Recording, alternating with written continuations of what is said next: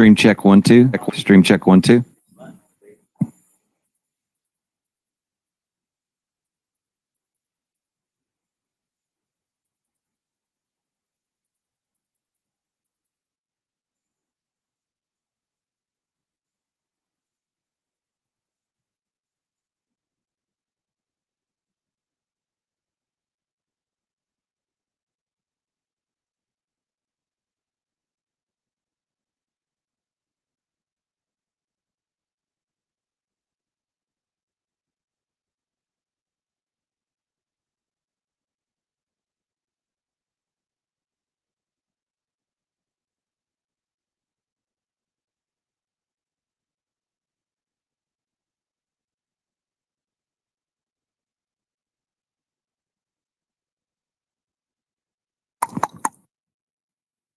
Wow, that worked. That was just the mic check. Okay, good morning, Hack the Capitol.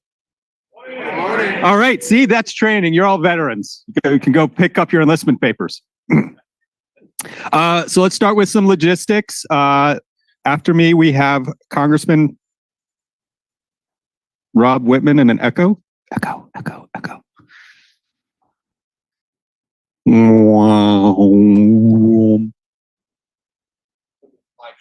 Yeah, I know. Yeah, I got it. So we thank our great volunteers like Don Weber, who's over there fixing that. Cool, thanks. So after me, we are going to have Congressman Rob Whitman delivering the morning keynotes. We will have Representative Spanberger after lunch. In terms of logistics, the VC panel with Pete Cooper has an addition. Anjana Reagan, the Assistant Cyber Director for Technology Security at the White House, will be joining that panel. However, that panel will not be starting exactly on time, so it's going to be a little bit turned from logistics. So after the press panel with Sam Sabin, which ends at 2:20, so somewhere between 3 and 3:30 will be that panel, and then we'll close things out here. I had a conversation, I had several conversations. Some of you were kind enough to talk to me. For those of you who haven't yet, please feel free to come up and say hi. At the happy hour yesterday, that was a good happy hour, wasn't it? For those of you at home, that's what you're missing out. We do it right. We have a pasta bar today, right? No more of the boring sandwiches. We have real lunch, like really good lunch. So everyone can be excited about that. Again, you're missing out. And one of the conversations was around kind of what really are the problems out there in industry. So I am a fellow at a corporate organization called IANS. And through that, I teach OT security. And I've been doing it for several years. So between teaching probably about 1,000 to 1,500 students a year, I work with about 25 to 30 asset owners specifically on their problems. And this particular conversation, the gentleman was kind of like, well, what about this and what about that? And it's interesting when you look at a lot of what we see in the information technology environment, the general enterprise, those ideas are like, yeah, sure, why wouldn't we do that? In an OT, and I'm actually going to quote Derek, who joined this conversation, he said, that's exotic. The issues we're facing in OT are the fact that these things take time. One of my favorite jokes is, how do I tell a computer is an industrial control system? It's at least 20 years old. And once you understand that as a foundational system component, you start to realize why the rest of this stuff is so difficult. And where I'm bringing this back around, again, what makes being here so important? The content is good. The speakers are passionate. But it's the community and the relationships that get us through this.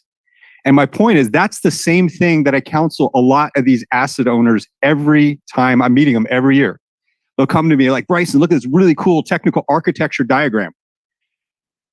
We've been working on it for a year and a half and we can't implement it. What's wrong with it? I'm like, okay, have you talked to the operations folks? Well, don't you think they kind of need to be bought in? Or I'll get them, they're like, yes, we did. We talked to them. And we told them, we're going to do this. I was like, that's pretty bold. Hi, nice to meet you. You're going to do what I tell you. Most first dates don't work so well that way. What do they need? What do they want? Where are the win-wins in what they're doing? This isn't technical. It's relationship building. You can't get to the technical if you don't have the relationship. Relationships start with trust. From trust, we build communication. The one silver lining of ransomware is that your grandmother knows what ransomware is. In 2020, Chris Krebs, who was the director of CISA, and we gave a keynote at RSA right before COVID. Remember times before COVID? For those of you with the long COVID, you're like, I don't remember that. Wah, wah, wah. You won't remember anyway. And we talked about the coming scourge of ransomware. And my point is the silver lining after Colonial Pipeline in 2021 is everybody now knows that ransomware is a thing. Part of that is because we really like having gas in our cars, but it's because it affected the citizenry. It affected normal people. It wasn't nerds talking nerd. It was real life being impacted. And so your grandmother knows what ransomware is, which means folks in these organizations that aren't in security, they know what ransomware is too. They just don't know exactly what it means, which leads to the part we cannot denigrate them. We can't look down. We can't condescend. I've heard a lot of times throughout this community, oh, they are too stupid. They don't get it. They get it. They just don't know what to do.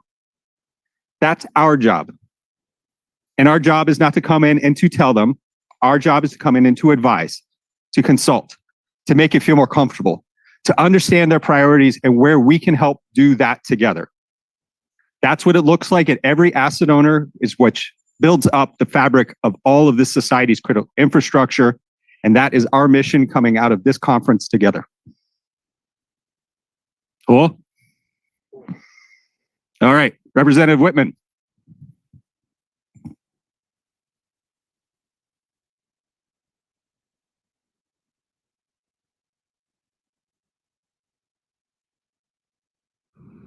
Well, hello, folks. I'm Rob Whitman, and I have the honor of representing America's first congressional district for the great Commonwealth of Virginia here in the United States Congress. I want to welcome you to the 2024 Hack the Capitol event. What a great opportunity for cybersecurity analysts and specialists to come together with policymakers to make sure that we are doing everything possible to defend ourselves against the threats in the cyber world. We know today there's a massive effort across the country to increase connectivity, which means more and more people are going to be online today, which means there's more threat potentially to folks in their daily lives, whether it's their financial transactions or just critical information that's personal in nature, and we want to make sure it doesn't fall in the hands of somebody else. And we see what China is doing. In fact, we got a report before the Select Committee on the strategic competition between the United States and the Chinese Communist Party. The report there was the mounting cyber threat from China and other bad actors from around the world. We know that China has pre-positioned malware across many of our critical systems, our financial systems, our power management systems, our personal information systems. We know that that's a threat, and they've become very adept at operating within those realms in ways that look like everybody else. We also know, too, that the cloud itself today is not, by its own entity, a safe place. There are mechanisms that need to be put in place to make sure that we are monitoring where the threats are also in the cloud. So your expertise is going to be key in how we set policy. We also know, too, that data is going to be incredibly important, and that is a key vulnerability of the United States as we look at the development of artificial intelligence. So how do we make sure, too, that we are looking at ways to protect data? Much of it exists out there in the cyber world. So your expertise is going to be key in guiding policymakers and the things that we need to do to make sure the policy matches what the United States and our allies need to do to counter these cyber threats from around the world. And listen, I believe that we can do those things. We have a lot of discussion about these issues in the Armed Services Committee, of which I'm a member, and the Strategic Committee on the Chinese Communist Party. Those are central elements to what we have to do as a nation. And we have to do this in conjunction with our friends and partners around the world. But what we also need to make sure we're doing is sharing information on a real-time basis between government agencies that are identifying and countering these threats, as well as folks in the private sector who see these things on a daily basis? How do we gather information on the threats that they see happening that are being perpetrated against their systems? How do we monitor and understand what's happening in threats to our power grid? All those are things that are essential to protecting this nation's interest, and also are essential in what is a strategic threat from countries like China, from North Korea, from Iran, from Russia. We know that they're operating in those realms on a daily basis. And we know that if a conflict were to start, we know what we saw happen in the beginning of the conflict with Ukraine. We saw also what happened at the beginning of Russia's effort to take Georgia. They begin with a cyber attack, and we believe that there's another conflict in the future. The first step in that conflict will be a cyber attack. So the question is how do we protect ourselves? How do we identify the vulnerabilities? How do we put in place protective measures to assure that we can deter our adversaries? And it's not just what we do to protect our systems, because we know there will always be people out there that are a step ahead of what we're doing with protective measures, or will detect those protective measures and then do things to counter that. Our challenge too is to make sure that we develop thoughtful and innovative ways to also place potential threats to our adversaries so that we have a great ability to counter their efforts. And I tell folks, sometimes the best defense is a good offense. And that's an old football analogy, but it's true in this realm. We need to make sure that our adversaries know that if they think about perpetrating a cyber attack, that we have the capability to perpetrate one of an even greater magnitude against their systems. What a great deterrent. So our effort is to not only make sure we defend our systems, but also look at innovative ways and creative ways that we can also create a counter to those nations that look to threaten us, and look at ways to deter them. So your thoughts and ideas, your innovative and creative skills are really our path forward, and to make sure that things that you see are reflected in our public policy. Here recently, just this past Wednesday, we adopted the National Defense Authorization Act out of the House Armed Services Committee. And there are many aspects of what we adopted in that act that involve cybersecurity, involve data, involve, in turn, artificial intelligence. Our effort is to make sure that we are doing the things necessary for our nation's defense. There are a lot of connections between what you do and our nation's defense, as well as what you do in connections to protecting our businesses that are operating internationally that see these threats on a daily basis. And the magnitude of these threats just continues to increase. So I want to make sure that we are getting it right. I want to make sure that policy is being driven by reality, being driven by your knowledge, being driven by the things that you see, because we cannot operate in this little bubble here in Washington. We have to make sure we understand the things that you are dealing with on a daily basis. I want to thank each and every one of you for your attendance at this event, for your constructive thoughts and ideas on how we make sure we get the policy right, on the things that we can do to counter our adversaries, what we can do to make sure that we deter our adversaries, things that we can do to make sure that we have the capability, if necessary, to go on the offense. And that offense is a great defense because it's a counter to what our adversaries could look to do to us. So folks, thanks again. Thanks for all that you're doing. Thanks for your incredible contributions to defending the interests of this nation, to making sure the cyber world is a safer place, a place that everybody can go to and be assured that their information, that their transactions there are protected, and that we are doing everything possible for the interest of our nation and our friends around the world. So thanks again. I wish each of you God's continued blessings, and may God bless our great United States of America.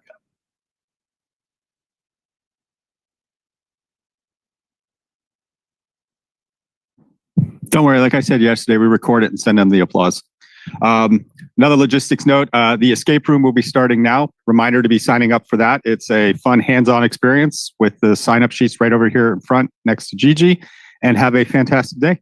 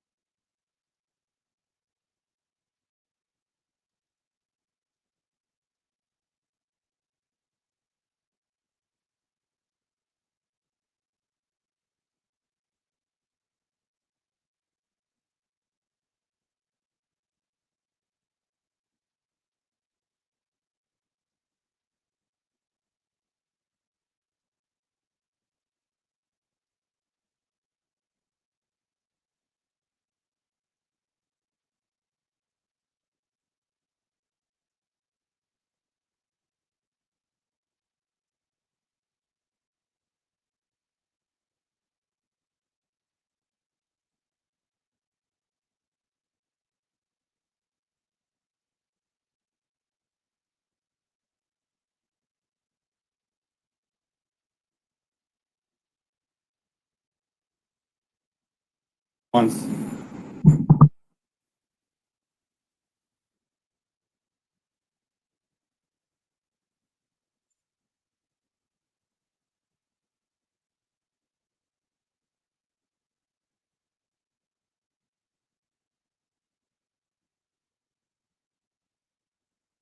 Okay, let's come on. Our first panel of the day is Raise the Drawbridge, Rethinking Critical Infrastructure, Cybersecurity in an Unstable World, led by the moderator, Steve Kelly, who is with our think tank that is one of the supporting partners, the Institute for Security and Technology. Thanks, Bryson. Pleasure to be here at Hack the Capitol. And we've got a wonderful panel to talk about, obviously, critical infrastructure cybersecurity. So that is the topic of the overall conference. And we're going to be scoping down a little bit. So I'll provide a scene setter to hopefully narrow in on what exactly we're talking about. And then we'll move through the conversation. But we've got a wonderful panel. Let me introduce Chris Butera. He's Senior Technical Director for Cybersecurity at CISA. And then how convenient, the order is exactly as in my script. Kate Ledesma, Head of Public Policy and Government Affairs at Dragos. Next to her is Bilyana Lilly. She's a RAND researcher, a Warsaw Security Forum cyber chair, and an advisor to NightDragon. Next to her is Andy Stewart, Senior National Security Strategist at Cisco Systems. And on the end, we have Ginger Wright, the Cyber Informed Engineering Program Manager at Idaho National Lab. So welcome, panelists. Incredibly thrilled to have you. And so let me tee things up a little bit. And these are some points that you've heard before, but let me go through because we're going to land in a spot that will help to inform our conversation. So the Intelligence Community's 2024 annual threat assessment explained that the PRC cyber operations were intended as pre-positioning on critical infrastructure for use during conflict to impede U.S. decision-making, induce societal panic, and interfere with the deployment of U.S. forces. This means that Beijing is preparing to use our critical infrastructure against us, or more specifically, the threat of infrastructure failure to deter the United States from taking action in the event of the Chinese military invades Taiwan. So the very term critical infrastructure connotes prioritization. You know, what is critical and what is not. And I would like to offer my suggested approach, phrased as a question.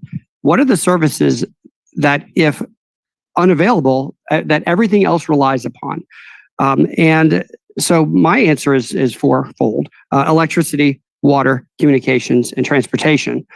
Those are the four that if you break one of those, everything else breaks too. So, for example, water cannot be purified and distributed without electricity. In some cases, power plants require municipal water for cooling. Food can't be delivered to major cities without transportation. And then hospitals certainly can't function for long without all four of these. So frankly, I think that modern society would unravel quite quickly if any one of these four went down.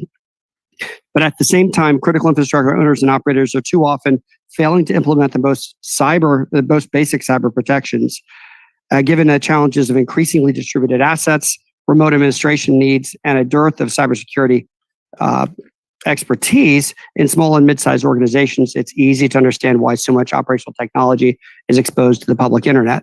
So for this discussion, I'd like our panelists to assume that a conflict is looming. There's a finite window to act, and we can only complete a limited set of actions. Also for framing, I'd like to focus on small and medium-sized critical infrastructure entities that are quote unquote target rich and cyber poor, as they say, such as municipally owned water and electric utilities. So with that scene setter, I'd like to begin with the problems. So with that framing, I'll ask a couple of our panels this question: why are these entities so poorly protected so poorly protected and prepared? But I'm going to ask that we not dwell on this too long because I do want to move on to kind of the solution set pretty quickly. But Bilyana, why don't you take and lead us on that? Can you hear me? I can. Awesome. So thank you for this landscape setter and for the great question. I'd identify 3 reasons. First will be resources, financial, and talent. Second will be culture. And third will be legacy systems. And I also just briefly want to comment on the 4 critical sectors that you identified. And I agree with you. I think those are the sectors we should focus on first, because from what we've seen from recent and ongoing conflict, those are typically the sectors that our adversaries will target first. And I'm specifically concerned about the communications and the energy sector. And from the perspective of why we're seeing such imbalance between resources across sectors. Well, we know we have 16 critical sectors according to CISA, and we know that a lot of them are much better resourced than others. And a lot of them have, like the financial sector, a lot more opportunities to invest in building their cybersecurity posture in comparison to others. But I'd say one of the sectors that specifically concerns me, and we've talked about this many times before, is the water and dam sector in the United States. We have over 91,000 dams in the United States, and only 5% of them fall under federal regulation. And only a fraction of those 5% have actually been audited. So the cybersecurity posture of these dams is very poor. They're under-resourced and they're under-regulated. And we have about most of those dams are over 50 years old. So they're older than most of us on this panel, I think. No offense to anyone. Except for me. That's a lot, except for that's a lot. And what was really concerning to me when I started looking at the statistics is that we have about 2,200 of these dams that are classified as high hazard, which means that their failure to operate will result in likely in actual human fatalities. And that's what concerns me the most. And we already have examples of our most capable adversaries targeting the water systems. Iran already targeted it, at least publicly known, since 2013. And in 2023, there was another attack that's in the news. And even more concerning to me was the attack in January of this year from a Russian hacking group related to Sandworm, which is one of the most capable Russian APTs that targeted a water tank in Texas. So we have intent and capability from our adversaries. We have under-resourced infrastructure, legacy infrastructure in the United States. And I'd say that this is a problem that I'm hoping that our government, as well as volunteers, and we'll discuss later, we can focus on and help solve. Thanks, Billy. So Kate, what do you think? So I think, looking at, in particular, you mentioned small and medium-sized organizations, looking at small utilities specifically. I think the resourcing issue is a huge part of that. And that's money and funding, that's tools, that's also subject matter expertise and people. And, this is not an easy problem to solve. And I think it's compounding the issues that we're seeing at some of the small utilities. We are now seeing utilities, critical infrastructure on the front lines, targeted by, nation state adversaries, more than we've seen in the past. And so we really do need to raise the defenses, but they will continue to struggle with the resourcing issue until we focus on the resourcing issue, and really find a solution for that. When we're talking about small utilities, water utilities, in particular, small electric utilities, they don't have the budgets to divert to cybersecurity services and resources. They need more, and they need a budget process and budget approvers that understand the need for investment in cybersecurity and understand the justification for investment in cybersecurity. So we have to look at the community level, at the state level, and at the federal level, especially when the budgets are controlled by local governments, or looking at whoever the funders are for those organizations, really understanding the need for investment in cybersecurity. And I also just want to point out that when we look at investment in cybersecurity, what we often think about is investment in IT, and we need to be making much larger investments in OT cybersecurity. And some of these organizations, especially small utilities, they don't have a single person dedicated to cybersecurity or IT in general, let alone someone who really understands OT and can focus on that. So a resourcing issue across the board, funding, tools, and then, of course, subject matter expertise and getting those in place at these smaller organizations in the communities where they are. That is an incredibly good point. And I don't think we're going to belabor it, but organizations that don't have the capacity to even accept free offerings because they've got nobody that can engage and take those on. So I think we're going to be getting into much more detail later on that point. So let me move on to our next kind of theme, which I call the lists of lists of lists. And so what are the critical actions that should be taken? And extending our thought experiment a little bit further, we'll assume that we have a qualified group of experts in a local area. that can engage an entity and provide assistance with, for a limited duration, armed with the necessary tools and perhaps even maintain a relationship over time. But there are so many long lists of actions that can be taken. For instance, CISA's cross-sector cyber performance goals has 38 recommended actions, and there are other lists. So what are the most important 2 or 3 things that an organization should do immediately in the context of this kind of looming conflict that I've laid out? And I'll start with you, Chris. Well, I'm glad you brought up the cyber performance goals. Just one issue with the problem statement here is the cyber performance goals are meant to be a baseline of cybersecurity, right? So if you're suggesting we can only do 2 and 3 and be successful, that's kind of the wrong approach.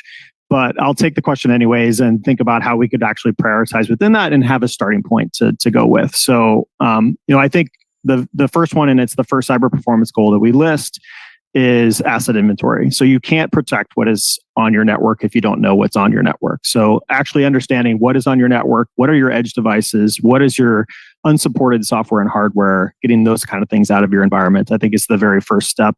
A lot of organizations struggle with this. It's not easy, especially if you're a large organization, and that is kind of the baseline to start with. The second thing I would talk about is patching known vulnerabilities. So CISA does a lot of work in this space. We publish what is called the Known Exploited Vulnerabilities Catalog, the KEV catalog, which is also almost problematic in its own right because we publish this catalog to prioritize patching because people can't patch everything they need to patch. So I think the second piece is really focusing on those known exploited vulnerabilities, prioritizing patching those that we already know the adversary is exploiting. If I had to choose a third, I would probably go with incident response, preparedness, and planning. I mean, I think we focus a lot on cyber defense, detection, things along those lines, but I think we need to focus more on the resilience side of the coin.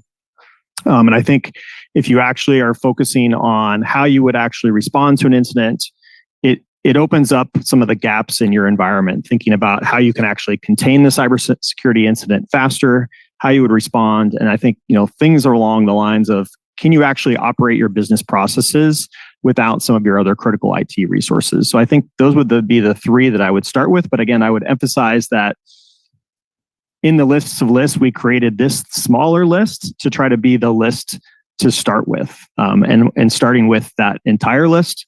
But if I had to prioritize, I'd start with those 3. Appreciate that. Andy, I know that Cisco has a list and some ideas. What say you? Yeah, no, and by the way, I love the CPGs because I think it's about the muscle memory for the organization, at the baseline. And so for me, the beginning really is with bringing the team together. And I'm probably somewhat biased from my defense background, but that all begins with a common picture and having visibility on what is the challenge, what is the common picture.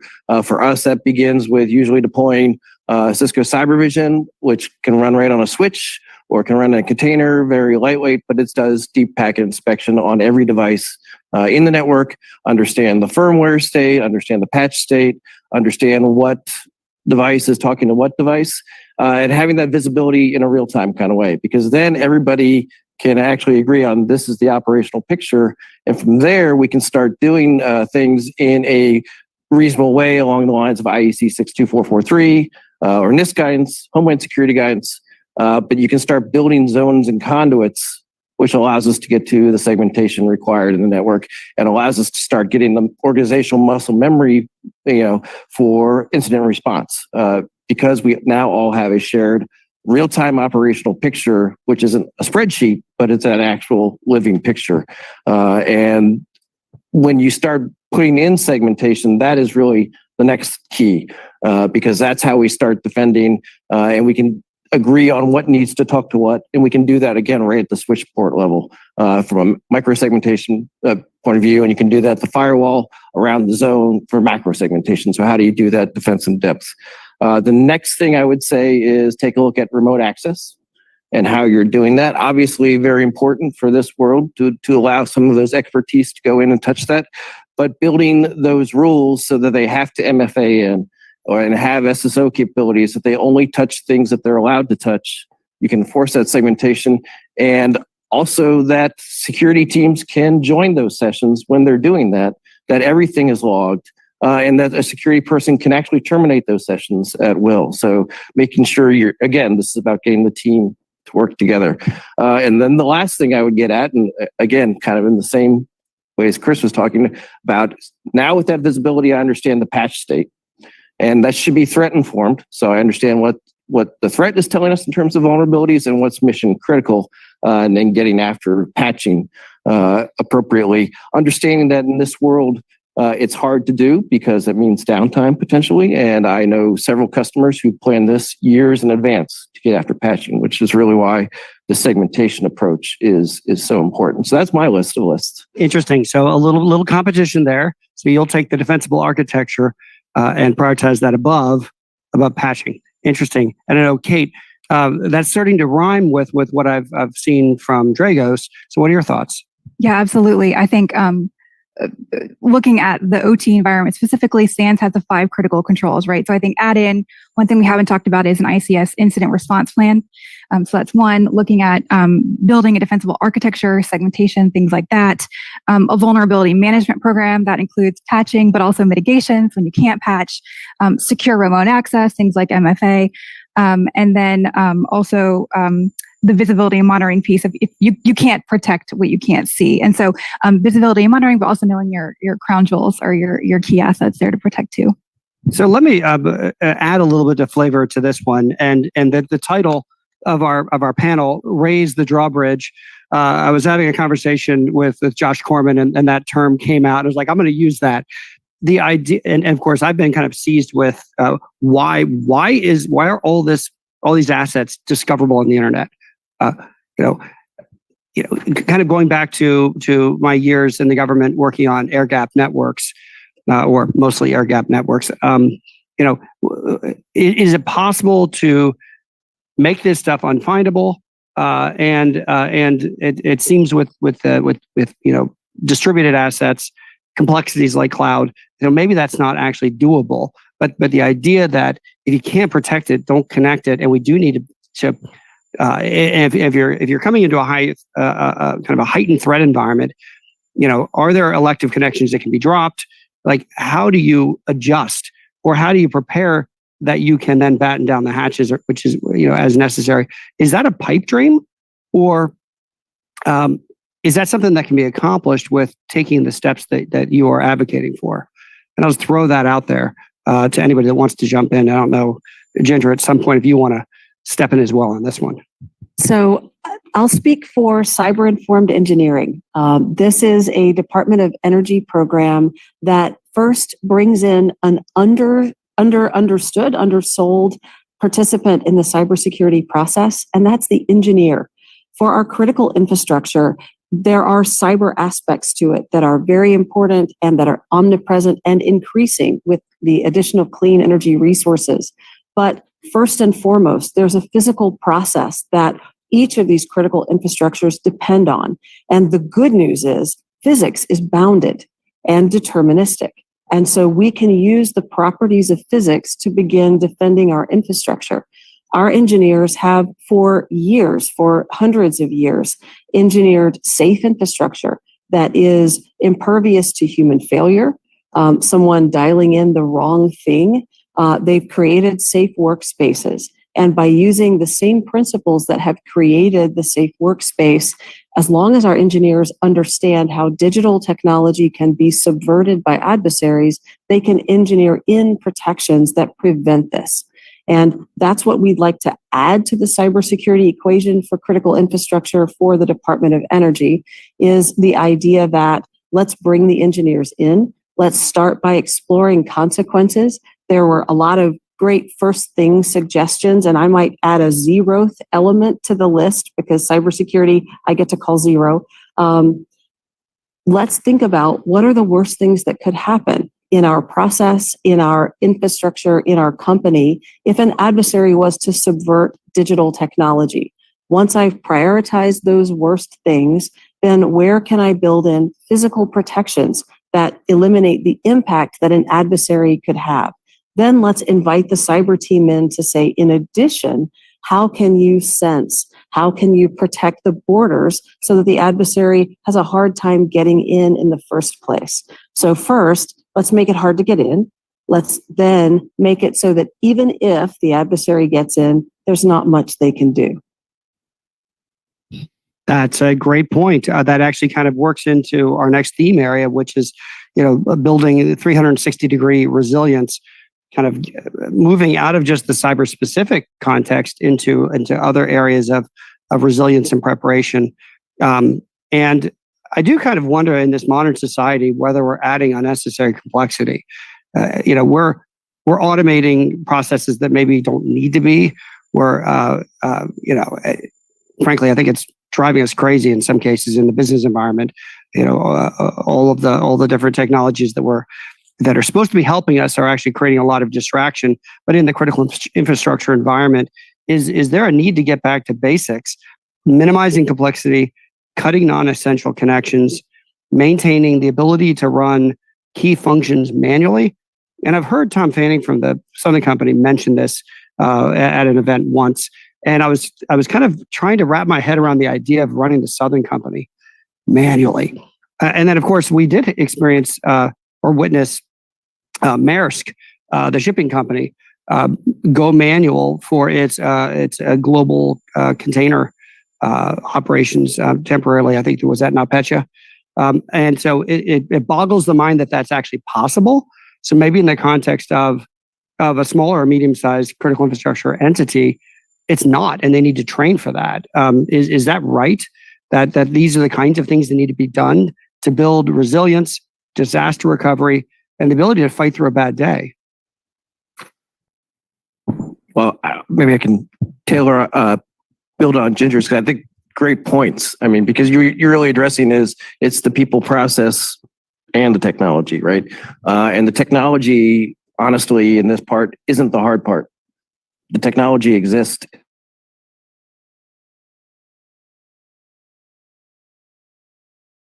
An orchestration at scale, but it's back to do with the engineers, and as the organization done the risk-informed process that they're supposed to do, that we're all, if we all believe in the risk management framework and, those fundamentals Chris talked about, know your assets, know what's critical to mission, start putting in protections around those. Those are the basic engineering, art, and science that, quite frankly, we've had in IC 99, IC 62443 for NIST. It's about actually putting the time and energy and effort into doing it and then implementing the technology, because the technology is not hard, or it doesn't have to be as hard as I think we make it sometimes, but it's how do we raise the people in the process in the organization up to the level that is required. Okay, so I'm going to beat this horse one more time with a final question on this topic, which is in terms of designing a defensible architecture, is it in any of your playbooks the idea that you need to have the ability to sever additional connections or make yourself an island in the event of some significant contingency? Is that part of the playbook? Is that something that it recommends, and are people doing it? Yeah, I mean, I think when we talk about resilience and business continuity, you have to test how your business can operate without access to the internet, access to the public cloud, access to your billing systems, access to your shipping systems, some of these things that you talked about. Unfortunately, I don't think most organizations have the level of maturity that they are testing these things, at least not real muscle movement testing. So there are sometimes people take place in tabletops, which I think are the great starting point to go with. But we actually have to try to have real life testing in some of these areas and make sure that you can actually continue your operations. Because what we see, and especially with some of the ransomware attacks, our people are shutting down their businesses because they lost some of their computing environments. So I think that absolutely has to be part of the playbook. I don't know how we actually get more people to adopt that and take place in these types of exercises within their organization. I think to Ginger's point, we have to treat cybersecurity as a safety issue. And I think that's what we need, owners and operators and leadership in those owners and operators to do, and to treat cybersecurity the same as they would treat plant safety, and to exercise appropriately that same way. Great point. Okay, so let's introduce a couple of emerging technologies into this space. So cloud and AI, of course, no conference is complete until somebody says that AI. So we'll say it. How are they helping or complicating things in terms of this being a part of the problem set and perhaps part of the solution set? I'll start with Billy. Thanks, Steve, for putting me on the spot with AI. So I'd say we know that AI has significant risks, and there are so many discussions around how do you secure the model? How do you secure the data? How do you secure the data flow? Who has access to it? It has significant risks, but it also has massive opportunities. And I'd say the three areas in which I see AI helping us a lot is it augments automation significantly, or could augment automation significantly. And we already have some of the companies, the technology companies adopting AI very successfully. We have Palo Alto, CrowdStrike, Microsoft deploying solutions that basically augment the cyber defense through AI. And it also could be used to alleviate the cybersecurity talent shortage. And a third, I think, a very important benefit of AI or adopting AI is specifically when we talk about small and medium-sized businesses, critical infrastructure suppliers and providers that can't really afford the solutions that are currently on the market. I think AI could present affordable solutions specifically for these companies. And there are a number of startups that are building these solutions right now. They're still not perfect because it is an emerging technology and it's still being tested, and the models are being refined, and some of those companies are still in stealth.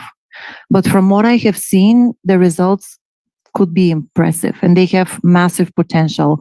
They could automate parts of the pen testing functions, parts of the CTI functions, of auditing, triaging cyber incidents.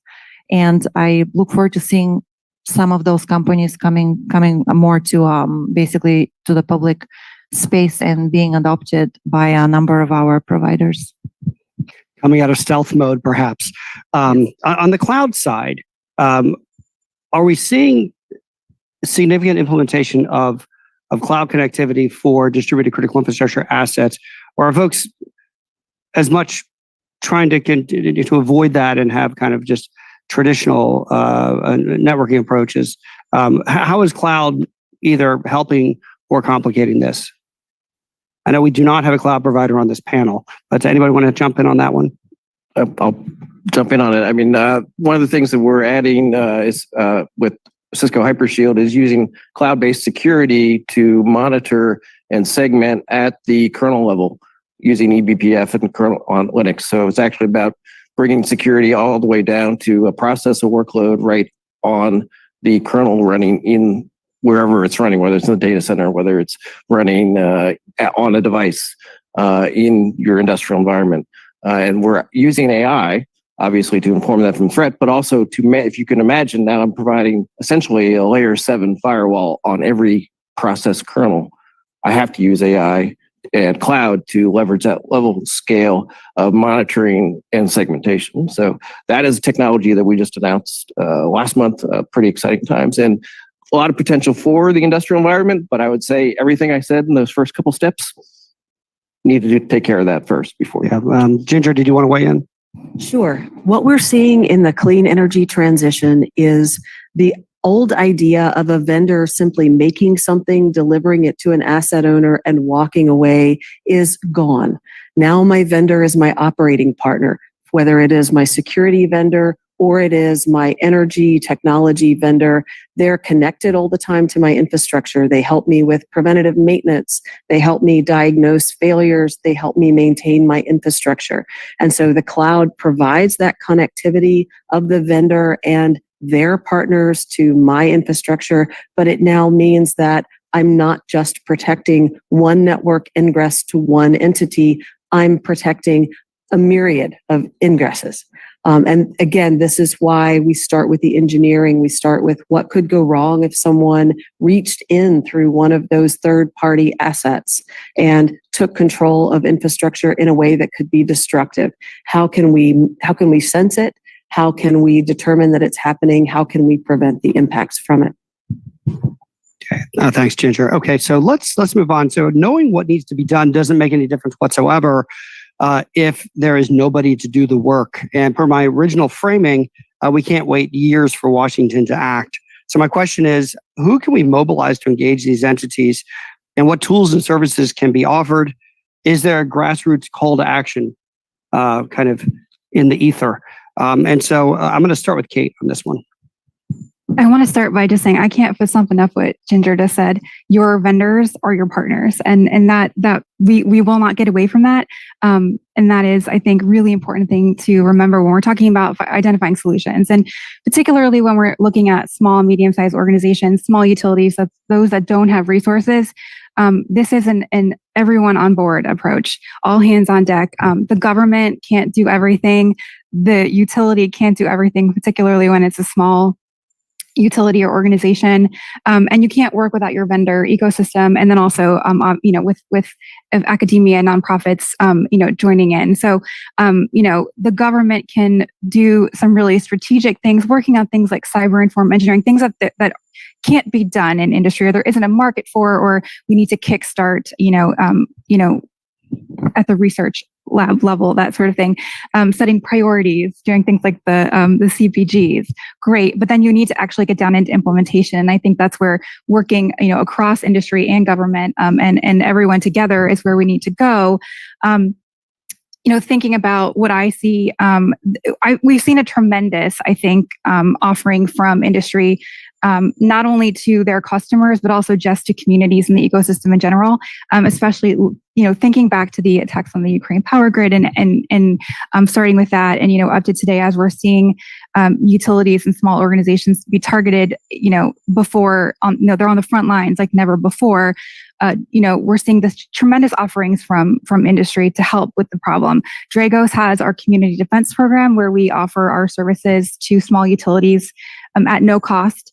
If the utility has under $100 million in revenue, we're seeing things like the apprenticeship program from ICS Village get started to really start to address the workforce needs and the very specific needs to things like ICS and OT. So we're seeing a lot of offerings come out of industry, and I think we're seeing a lot of collaboration across government and industry. I think that is something that really it's important that we've seen that start to be much more frequent. I think much more collaborative in the last decade, but really thinking about things like the JCDC and ways for the government and industry to come together, not just to talk about the problem and identify issues, but to really talk about solutions and then how to deploy those solutions at scale. So you mentioned free services for a massive group of stakeholders. Are there organizations out there like that are not really well postured to even partake of that? Is their maturity level so low they can't even take the free stuff? Is that happening? Yeah, I think when we think about, like, take small water utilities, for example, it's an ecosystem of needs, right? So it isn't just the security or the software. It isn't just threat intelligence, right? If a small utility is receiving threat intelligence and they can't do anything about it, it doesn't really matter. So it's the hardware, it's the software, it's the threat intelligence, it's the subject matter expertise to actually take that information and do something with it. So I think, again, it all goes back to resourcing. We can regulate, we can develop standards for an industry, but until that industry can invest in cybersecurity and recover those costs, and have the money, the tools, and the staff to do something about it, we're not going to raise the level of cybersecurity. Yeah, it sounds like there are entities that are so small they need help to even take advantage of the free stuff that's out there. Andy? Yeah, I would totally agree with Ginger and Kate. Look at industry as your partner. When I was in defense, I told my team industry, and actually the national labs were part of our team. The national labs are part of the team in the solution set. And absolutely, you have to take this as a team approach for Cisco, providing threat intelligence. For what we did for Volt Typhoon, Joe Marshall was sitting in the back of the room here, who kept people alive in Ukraine for the work that we did with Talos. But I think also, from our perspective, our company's purpose is to provide an inclusive future for all. We've been providing training through Cisco Networking Academy free since 1979 to 20.5 million people.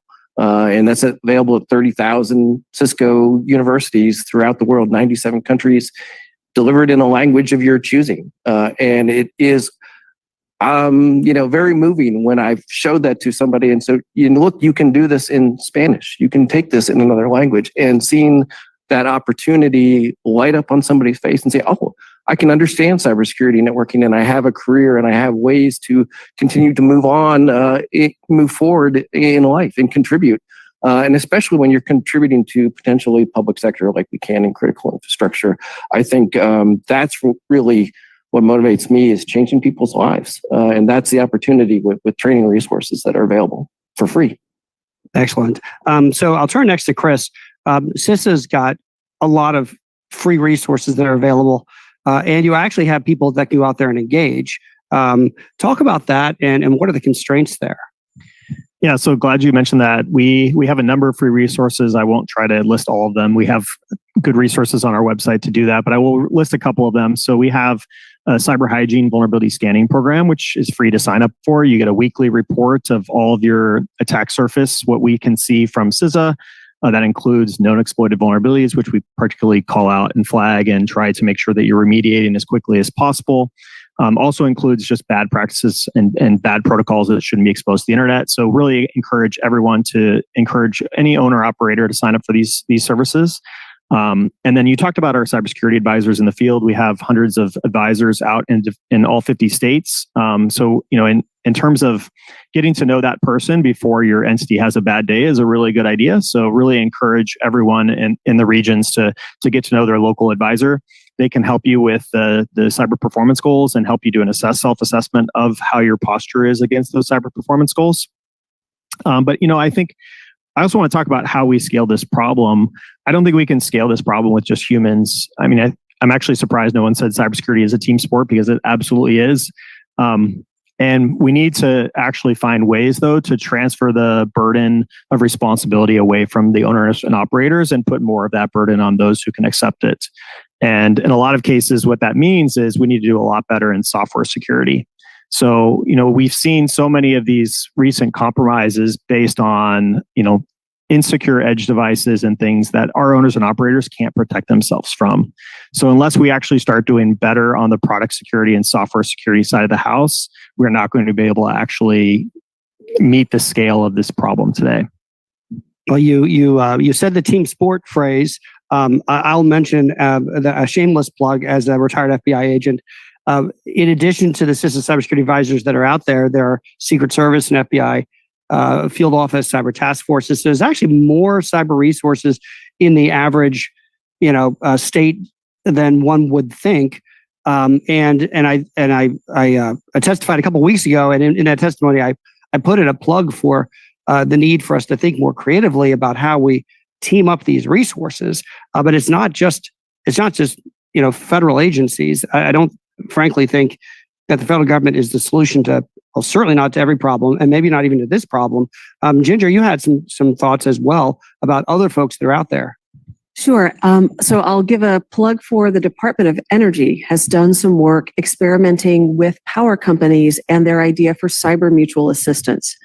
This is a concept where a commercial power company can lean on their counterparts if they are attacked and bring them in to support cyber defense.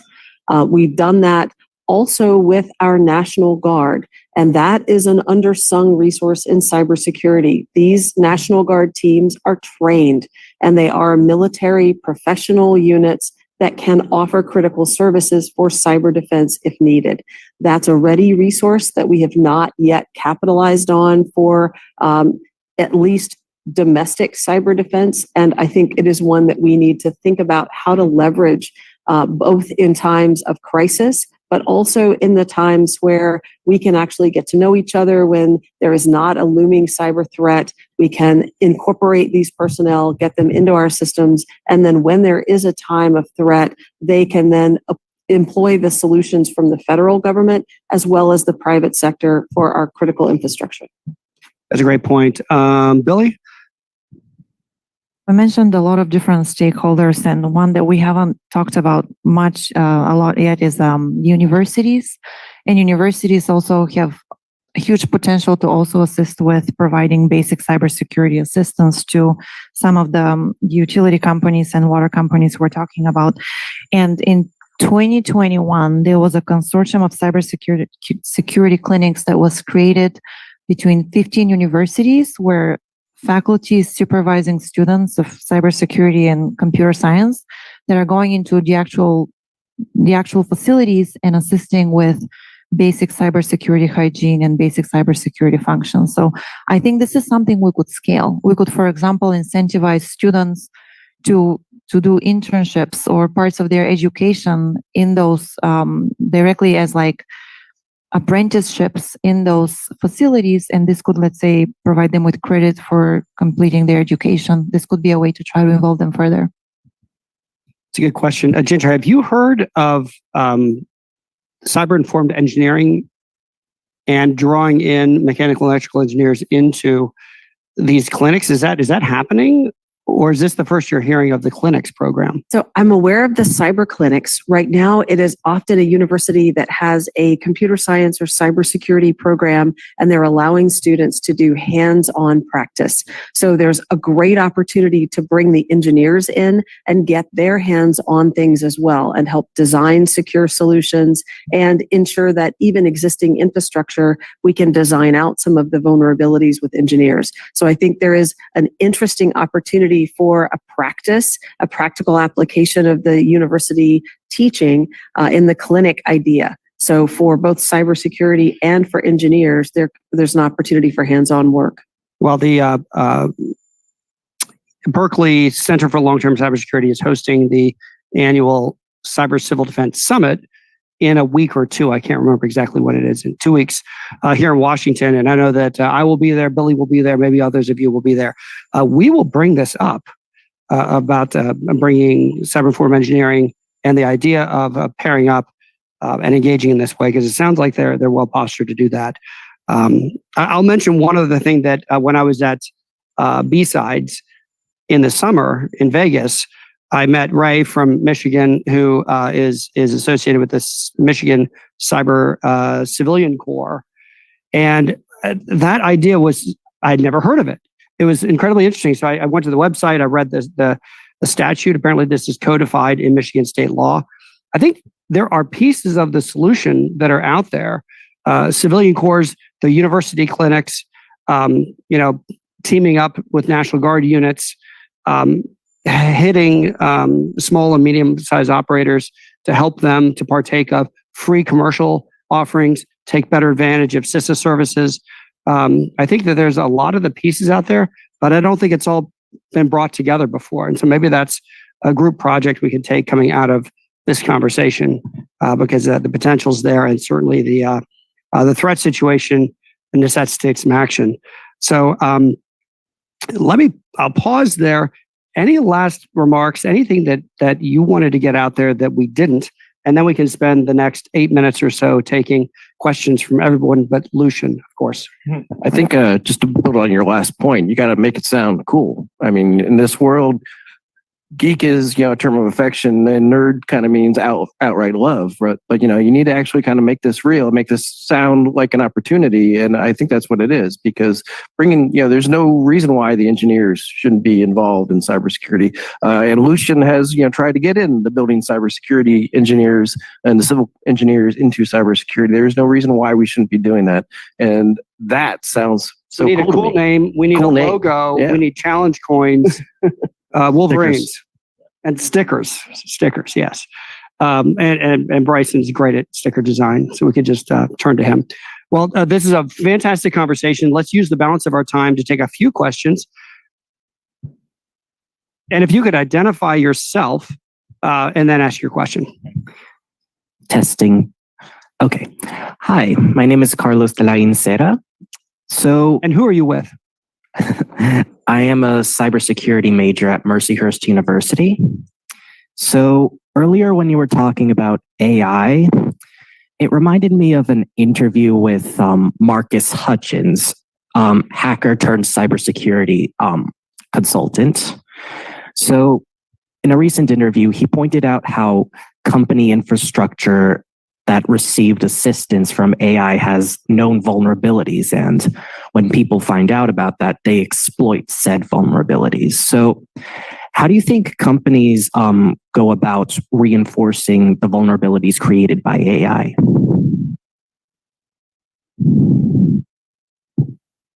I think we're still building the technologies and we're still building the governance structures. And I think that's a serious problem that we're still working on. I mean, I don't think AI has reached general intelligence yet that we can trust them without a human in the loop. So I think that's the answer today. Yeah, I mean, I would, the government views even the most basic forms of automation as AI. AI is the largest encompassing. We've certainly been doing predictive AI using Bayesian models, statistical models for several years in cybersecurity. For now, that's how we're able to do all the things we're able to do with network telemetry. I think it's interesting to see what predictive AI is bringing in terms of being able to interface in a language way within, rationalize my firewalls, help me understand vulnerabilities. I think that will be interesting in terms of how we interact with the machine. So I think it's always going to be about how AI augments, assists, and helps automate the human functions. I'll also add in there the NIST AI-100-1 is a really good governance and policy document.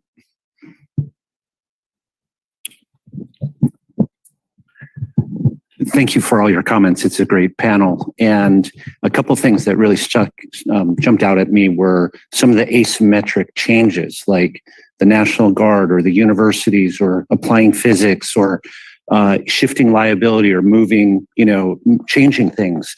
And I'm curious how you would characterize the need in light of China having a 50-to-1 manpower advantage in cyber warfare.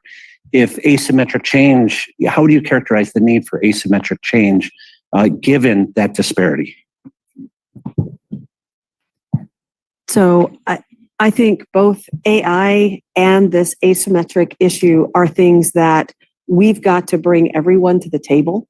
We've got to talk about the consequences that are unacceptable for critical infrastructure and commit that we will engineer out what we can, we will protect what we can't engineer out, and that we will continue to talk about the things that frighten us. Netflix did a great deal of research early in their existence in something that ultimately became Chaos Monkey. And the biggest lesson in the Chaos Monkey experiment, and I invite you all to read about that, is that they as a company were willing to say, what are the things that are existential threats to our existence, and how do we operate through those threats and move forward? And it's that kind of thinking that will enable us to overcome the manpower challenges or the idea that we're giving more autonomy to digital systems that we can't always predict or control. And another issue here to consider, I think, is also quantity versus quality or level of sophistication of the types of attacks that we're currently seeing. And a lot of the even CISA directives and information that we're hearing is that those attacks are conducted by they're not as sophisticated as we would expect, and the types of defenses that we can introduce are relatively unsophisticated as well if we have the right resources. And China is not, I would say, like obviously the only aggressor. We should consider also Iran and Russia are two others. And I'd say from the perspective of Russia, I believe that at the moment they are overstretched and focused a lot more on Ukraine than to the United States, which provide us with an opportunity to improve our cybersecurity posture before they focus on us again. I'll offer just one last little comment, and then we'll take a last question, but we'll have to make it quick. I think some of this is getting back to basics, like the idea that in a small town you'd have a volunteer fire department who people would, jump in and help to deal with the issues that are happening in the community. We need that in the context of critical infrastructure, cybersecurity, and protecting communities. If people in a small town are looking to Washington to help, you're looking in the wrong place. And so I think that that's kind of the movement. I see you're shaking your head. I'm not saying it's not part of the solution, but the time scale that we're talking about of Congress passing a law and that generating solutions, for the end user, that's a long time scale. So I think it's an all-in approach, and we do need more community action. Okay, last question. Thanks. My name is Cynthia Sue. I'm with the Department of Energy and CISA. So just want to comment and then a question. IIJA set aside $250 million for DOE to start a program specifically for electric cooperative municipal utilities. So that's called the RMUC, the Rural Municipal Utility Program, which I run. So if any of you are interested in what DOE is doing specifically for that subset of electric utilities, happy to talk to you. The second one is in terms of stakeholders, one thing that all of these utilities have in common is attorneys. And as we go more and more into third parties and the issues with third parties, we move more and more into contract negotiations. And the level of awareness of attorneys on how to negotiate cyber SLAs, anything having to do with cyber on behalf of the utilities is really an area, I think, of opportunity that can help dramatically some of these smaller organizations. Because if you want to change culture, there are only a few pivot places that they all listen to, and one of them is their attorney. Any reactions to that? Yeah, I think, your vendor is your partner, and you want to vet your partners appropriately. So I think, yeah, absolutely 100%. And I think we're seeing more and more in contract negotiations and decisions about who to work with. Organizations are considering cybersecurity, and we need to continue that. Absolutely. Okay. Well, I would like to thank the panel.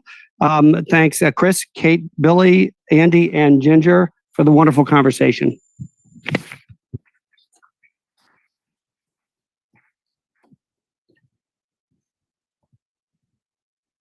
Coming up at 11:30, we have Next Steps, the Cybersecurity Posture of the United States, moderated by Allison King.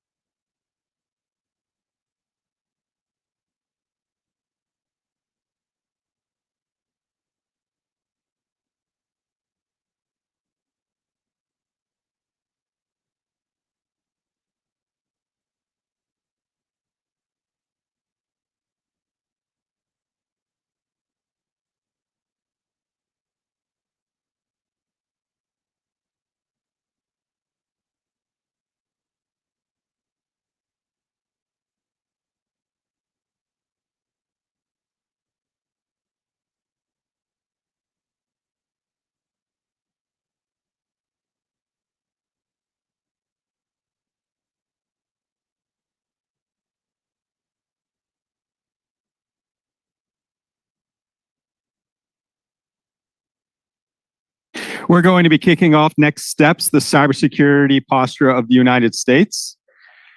Yesterday, you had double the Montgomery, and so back by popular demand is Allison again leading this panel. All right, perfect. And we'll just go ahead and take a seat.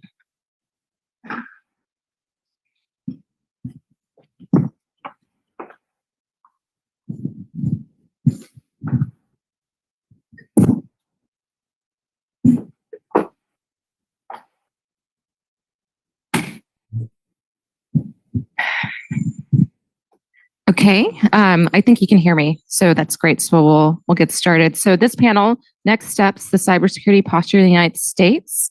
Looking forward to it. And before we begin, I do want to thank Bryson and the Hack the Capitol team for the opportunity to moderate another wonderful, provocative, and timely panel. And so today we have a great lineup here. We've got Bishop Garrison. He is the Vice President of Policy at the Intelligence and National Security Alliance, INSA, and he's an adjunct professor at George Mason University and Georgetown. We've got Brian Schultz, who's the CISO executive partner, cyber advisor, and mentor at Cyber Alpha. Sorry about that, Brian. And then we've got Chris Reed. He's a senior director at Elastic Public Sector. And not least, we've got John Quigg, senior staff at the Applied Physics Labs at the Johns Hopkins University.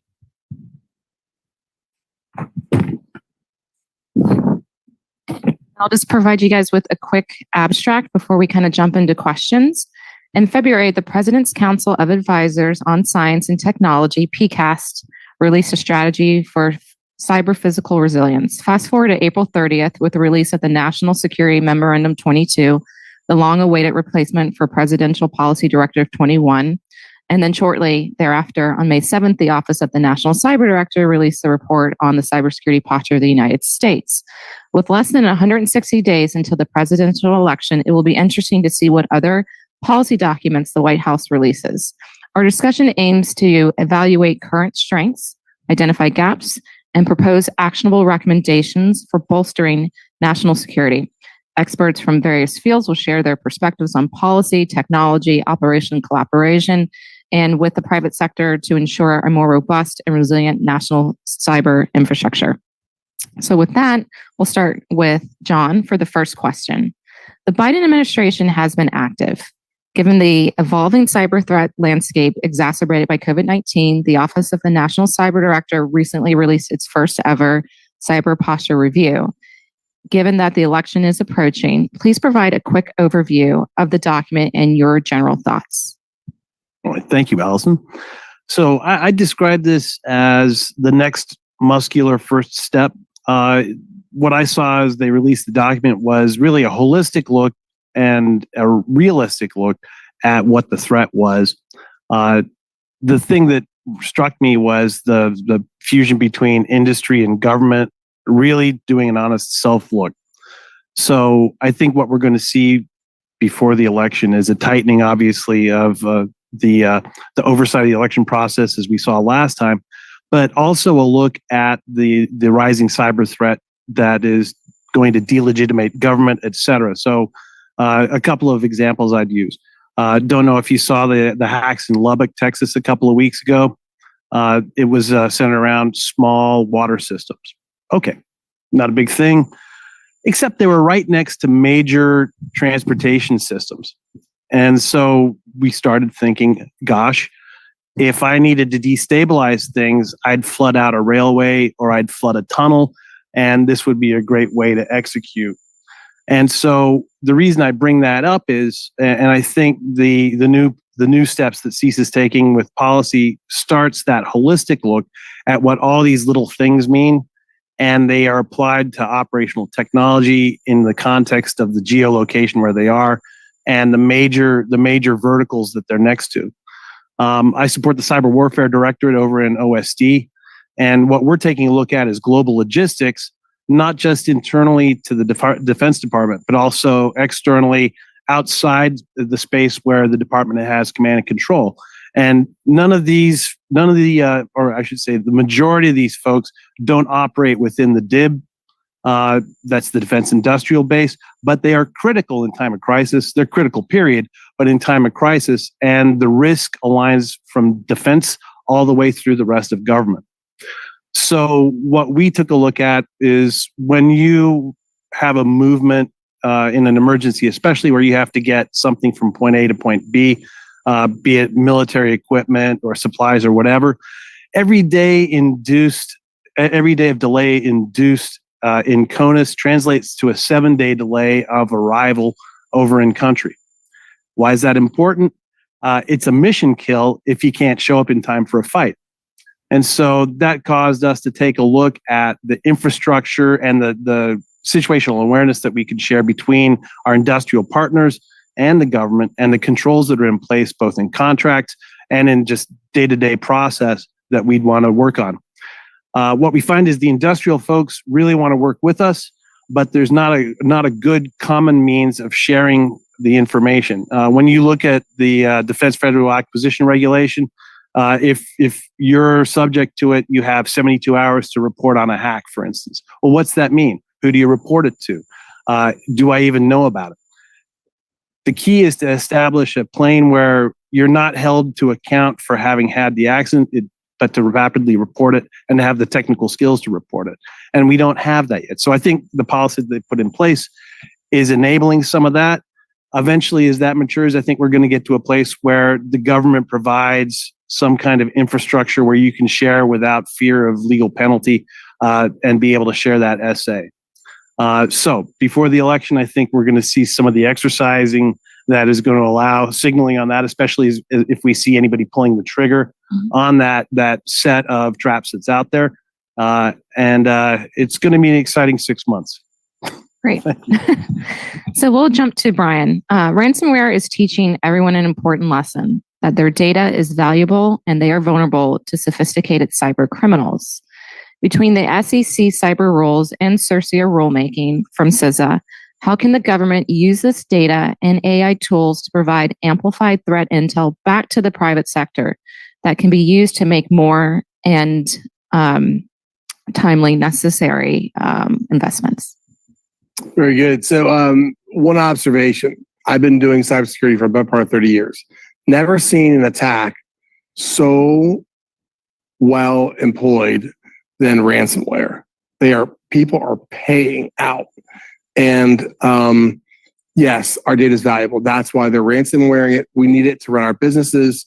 And we often have conversations about, do we do cyber insurance or not do cyber insurance? Well, it doesn't matter if you don't survive the event by which you're insured. And so in that context, the people choose to do self-insurance. But yeah, so this past year, I spent some time working for Gartner as a senior director for supply chain cybersecurity. Over 200 clients I talked to this past year, over half of them had been ransomwared. They had not reported it. They were panicked, trying to figure out how to recover so that they didn't have future issues. And I got to say, we're going into an election, no matter how you feel about politics. The one thing you have to give to the Biden administration is they've done a lot to move the ball forward when it comes to trying to figure out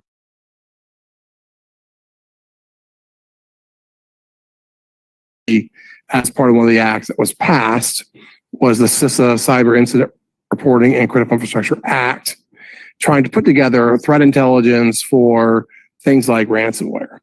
And on top of that, we had the SEC now new rule where you have to report incidents that are quote unquote material to a given investor of a particular company. And so with those two things coming at the confluence of putting a fire at the CXO and the board level, they're starting to actually ask questions like, hey, Brian, I got to know where to place bets. I only have a limited number of funds. I can only reduce so much risk. How can I best optimize that? And what's really come to pass is a new high watermark for controls that's basically based on ransomware. So if you can combat ransomware effectively, you're covering about probably 90-95% of what you need to cover anyway. So I think the fundamental question we were trying to ask with this discussion was, is there new threat intelligence going to be effective? Can we apply AI to bring that forward? And I think that's going to be really challenging, Allison, because we got to define what the problem is first, the reporting structures, and then most CISOs don't value the threat intelligence they get anyway. So while it will be helpful to have it, I don't know how effective it's going to be. I think the bottom line is you need to invest time and space, resources and talent to actually figure out how to not get ransomware, to be prepared. So and that's a good start. That's good. Appreciate it. And so we'll jump to Chris. The digital lines connecting our national infrastructure must be actively protected with the same dedication we apply to land, sea, air, and space. Our adversaries exploit the gaps in our national security policies to include U.S. Title 10, 32, 50, and 18, leaving millions of attack vectors across critical infrastructure unsecured. What are your thoughts on expanding the Defense Production Act to resource the DoD and deter malicious cyber actors from threatening the public safety? So, Allie, I thought we agreed that I was going to get the softball questions. So I think a couple of things. I'll start kind of at the back side of it with the Defense Production Act, and I'll stipulate that I'm the lowest common denominator and not an expert either on the Constitution and its titles, nor the Title 10 code, U.S. code titles, nor the Defense Production Act. But if you think about the Defense Production Act, right, it was built, if you will, and passed in the early 1950s during a war with Korea, or in Korea, right? So it was the Cold War that turned hot. We had a standing adversary now, the Soviet Union. We had demobilized our industrial base, if you will, after World War II, and now we couldn't rely on the old ways of doing things where we would declare war. We had plenty of time. We would stand up the industrial base and then fight the war, kind of at our leisure. Instead, now we see the Cold War again going hot, and we've got to have a standing system to be able to do this. So we create the Defense Production Act to help us, be prepared and have the weapons and munitions that we need across the industrial base. And there's a number of provisions in there, but one of them in particular, and I'm going to paraphrase here, but it talks about the ability to protect and restore critical infrastructure or critical operations during emergency conditions. So it's kind of big enough to drive a truck through. We have done so multiple times over the last 70 years. And it really gives us a lot of areas that we can kind of work through. When you go back to the U.S. code and the titles that you mentioned, so again, Title 10 is the armed forces to include clandestine activities. Title 50 is the conduct of war to include covert intelligence activities. Title 18, I don't know anything about, but I'm going to just loosely call it criminal justice. And then Title 32 is State National Guard. And you mentioned the domain. So I think what we need to look at here is this is a wicked problem especially when we're talking about cyber defense. So when we talk about the other domains, right, there are 5 domains and the others are all physical and we have limited control over those. But cyber is a completely man-made domain. It's all done through, and I'm also not a technical guy, so I'm going to paraphrase here as well, but it's all done through the infrastructure, and we have a lot more control and the ability to leverage not only our own capability, but the capability of others and the authorities of others in defending it.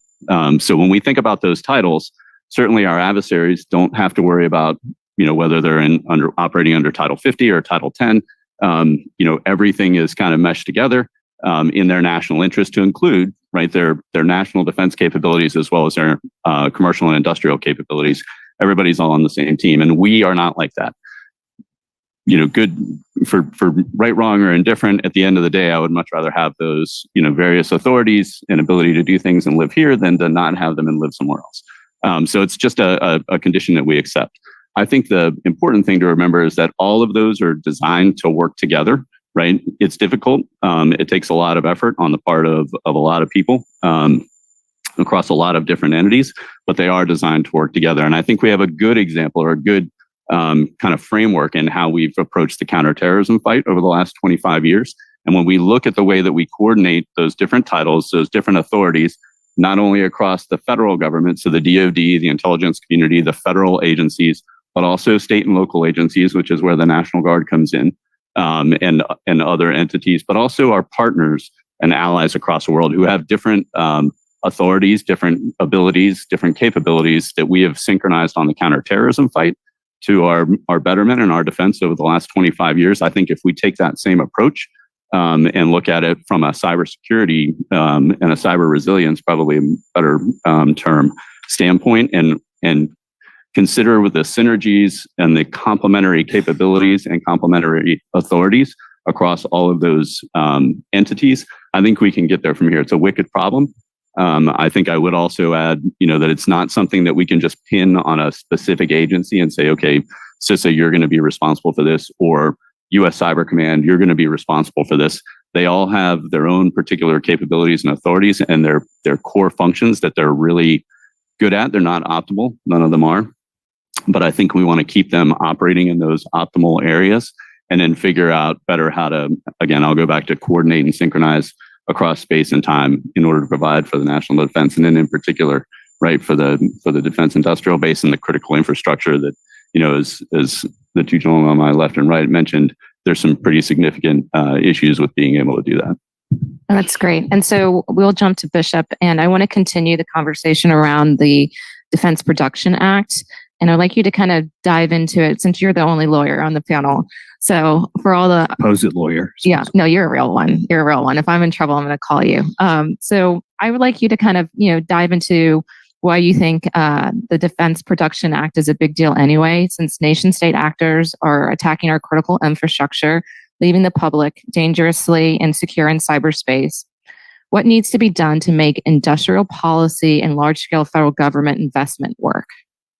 Yeah, I'm going to, and thank you, Ali, and thank you for that. I'm going to do my best to add to the already incredibly thoughtful remarks the gentlemen here have already provided us on these topics. The big thing when you talk about the Defense Production Act, as Chris mentioned, is we've used it previously, particularly as recently, really, as the Operation Iraqi Freedom Operation and Enduring Freedom, in very strategic manners for furthering the needs in terms of defense and national security supply chain issues, particularly under Title III of the Act itself, that really allows for that. And we are also looking at ways that we can utilize it in terms of countering China's influence and just the overall strategic competitiveness with a lot of our international actors out in the world.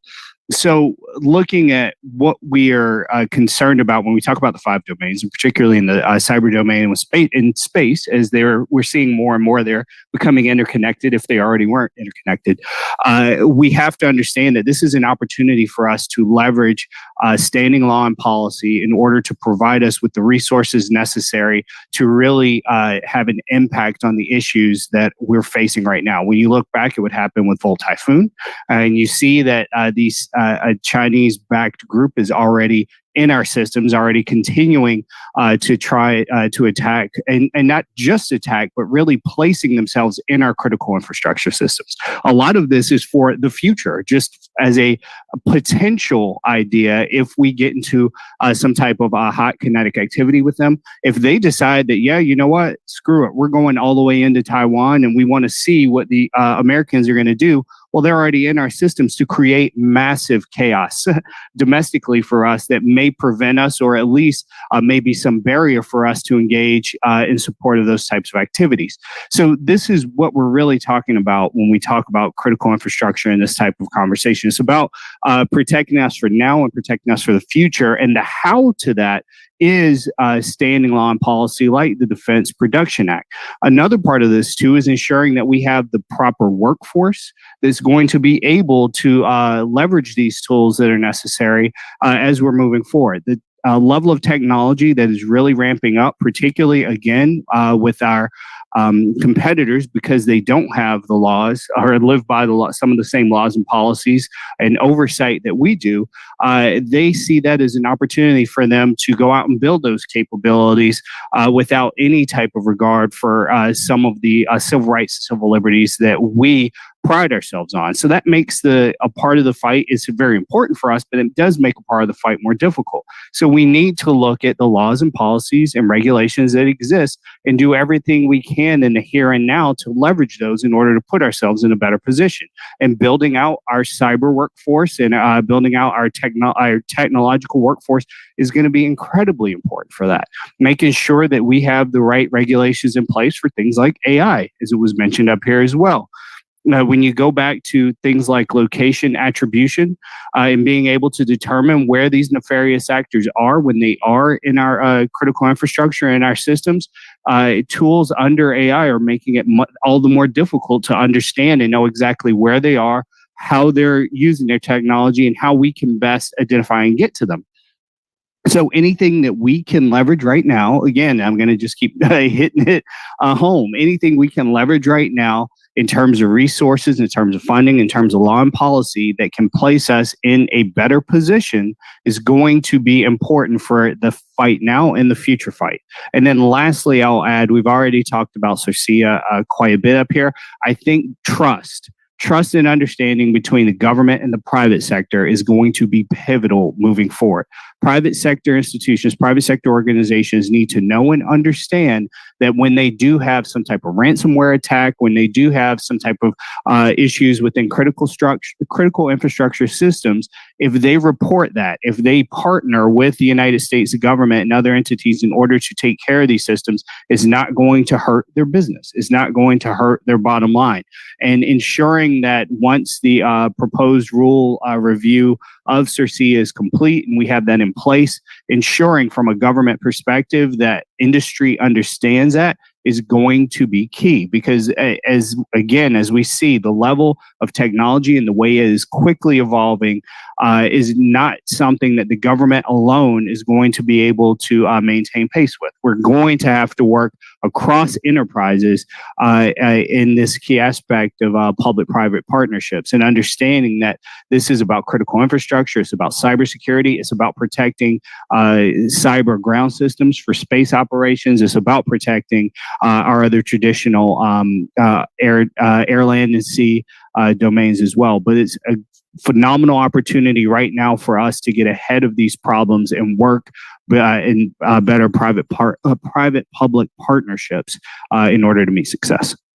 Well, that's great. And so I think too, there's going to be an opportunity to have conversations around not only the enhanced reporting requirements, but also safe harbor. Because I know that liability is something that a lot of companies and entities really do need to juggle moving ahead to ensure that they are doing the right thing. So definitely looking forward to being able to kind of dig into that topic at a later date, but just kind of want to put a pin in that for now for the folks who are following along. And so we've got one final question for the entire panel. And the question is, the best that DHS can offer is an overmatched FBI investigative workforce, free assessment tools, the Cybersecurity and Infrastructure Security Agency's assistance, and $200 million annually in competitive grants to states.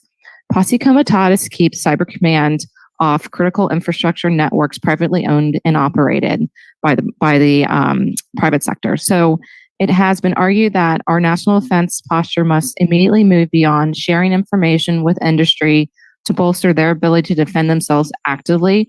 What are the next steps to do this, given the election is just around the corner? So we'll go ahead and start with Bishop and work our way down. Pass. No. So the easiest question ever. So I mean, a part of it, like I already said, it's going to be trust and trying to work hand in hand right now, because November is just around the corner, and we're not going to have the time or capability to really build anything that doesn't already exist and leverage it. So ensuring that under proper titles like Title 18 and Title 32 particularly, because you have National Guard assets there as well, that the federal government is working directly with states to identify these threats and handle them as best we can is going to be important. Having any type of potential task force available between DHS, DOD as appropriate and necessary given Posse Comitatus, FBI, and the IC. And that's another big part of this as well. When you talk about cybercom, you're also talking about NSA, and you're talking about the DIA and other agencies that have the ability to help collect information on the foreign side about these issues, and making sure that as it's critical to any type of counterintelligence or counterterrorism efforts, that they're sharing that appropriately to the domestic side, and being able to have that data available and ensuring that someone is the belly button for it. I think we kind of talked about that too, that often a big part of this that I've seen and I've heard about is that you don't have one particular agency that is ultimately responsible for some of these operations, and data gets siloed. So we have to ensure across the enterprise, across government, that we're sharing at every level federally, but also at the state and local to identify targets appropriately.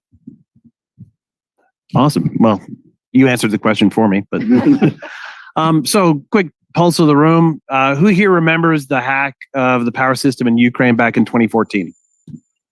All right. For those that don't, a Christmas present from the Russians, they came in and turned the power off a couple of weeks before Christmas and zeroed out all the computers, and everybody stuck in the dark in a Ukrainian winter. And they were able to function because they lived off old Soviet equipment and were used to this kind of thing. And it is brutal enough that you can go in and basically use a generator to kickstart everything and bring it back up again. So a month of real pain, real hustle, replacing all the computers that had been zeroed out. They were able to get the grid back up and working. I had a chance to talk to DHS on the Hill the next year, and I said, hey, CISA, what do you do when this happens on the West or the East Coast? And Hurricane Sandy was fairly recent in everybody's minds. And they said, well, we'll deploy our team. US CERT will go. We'll send some FBI. And I said, no, this is the whole of the East Coast is out. And the rep I was talking to gets this smile and says, Cyber National Mission Force. So I called Nakasone, who was in command at the time, and I said, you're the resort of last hope. And he said, at this point it was 200 people. And he said, I'm a glorified company commander. I don't have enough people. And so I think, to your point, and you made this rather well, Title 32 is probably where we ought to be looking to have organization to start agglomerating capabilities at the state and local level. If we have something that's really serial and across its scale, we're going to have to rely on local folks to come in and buffer up talent.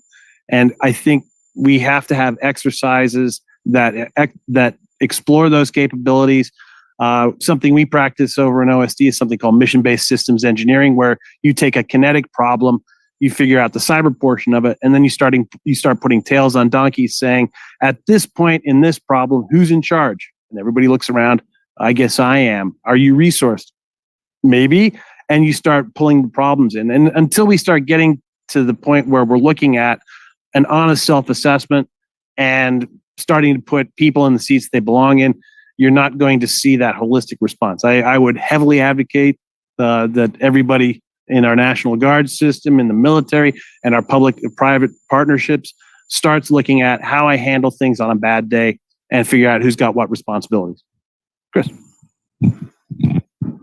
So I've had two people to figure out what my answer is now. I'm going to give a little bit of a long one, so I'll apologize in advance, and then I'll also apologize. I have a background in the military and special operations and a little bit of cyber, so also apologize for falling back to what I know. But if we kind of teleport back to 9/11, right? We had a very significant, devastating attack on our country, and it coalesced our national. Well, it established our national outrage. It coalesced our national will. It focused us as a nation in ways that we hadn't in a long time. And it enabled us to apply all of our resources for the nation towards that fight. And I think that, as we kind of think about that, if you go back to some of the reporting requirements we were talking about with CIRCIA and SEC and some of the ways that they came about, and you look at some of the other examples out there, we've talked about some of the cyber attacks, but if you look in particular at the ones against MGM and Caesars Group last fall, right? And I'll shorten them up, but at the end of the day, MGM did everything right. They locked it. They had a social engineering attack which got into their systems. It was a ransomware attack ultimately, and they arguably and if anybody has personal experience, I'm on a roll, so don't interrupt. Just please go with me. but they essentially they did kind of things right. They locked everything down. They were able to protect their customers' information, and they ended up, it cost them over $100 million in terms of lost revenue, et cetera, and it significantly hurt their business because they interrupted their operations across the board for everybody who was on vacation. Caesars did the exact opposite. They negotiated the ransom down from, if you believe the story, is $30 to $15 million. They bought all of their customers a year of Experian credit monitoring, and they did not interrupt, they did not inconvenience their customers at all. And in the months following, right, so they lost $15 million, $110 million, arguably. One did it right and the other one, folded like a cheap lawn chair. But in the months following, Caesars started to see market share gain from MGM. Why? Because the people that were on vacation wanted to enjoy their vacation. So I would kind of go back and argue that it's got to be a little bit of national will. It's got to be national focus. And in the national resources, I would also say, the resources that we have applied that you mentioned at the beginning of the question is not the best we can do, right? I think the best we can do goes beyond that. And if we focus ourselves and look at this as a national wicked problem that we're going to solve, and we apply some of the same principles and procedures and techniques and focus that we did on the war on terror, then I think we can go there. I think the bigger question is, do we really need a cyber 9/11 to be able to prompt that out of us? Or are we going to be able to take the lessons of the past and apply it and prevent that cyber 9/11 from happening? Okay, so you asked about the election and what the new administration can do, whoever that is going to be. So for me, the government, it's very frustrating because, after the Sony attack, I wrote an article like, hey, who can you call, right? And so and it was talking about Title 10 and Title 50 and FBI and DHS and who's actually going to help you. Well, you're on your own. Unless you're critical infrastructure like an electrical plant or you're like a major bank or a mini manufacturer, you are on your own. And so you better figure it out in advance.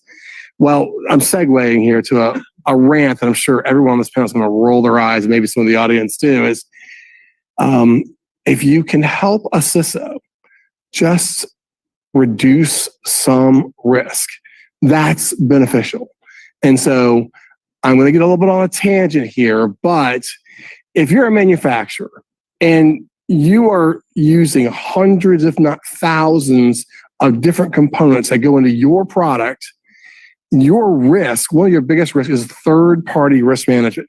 That means either your facility itself, the operational technology that cranks out your product, or the components that come from your suppliers or those who support your business. If they get hacked, if they get ransomware, and now they can't deliver, and now I got to stop my production line for 2 weeks waiting on that stupid plastic part that's got to go in the middle of this whole thing, or electronic piece. So if you could help me help the manufacturer reduce the supply chain risk, then we're going to be off. The problem is there's no centralized way to evaluate my tier 1, 2, 3, 5, 20 deep suppliers. I have no way to do that. Well, the government came up with a really cool answer for that. Real quick history lesson. Lockheed Martin had their instructions, or rather their designs for the F-22 stolen from one of their subcontractors. Hence came the Cybersecurity Maturity Model Certification Program, which has been lingering for years. Get off the damn dime and get it damn done.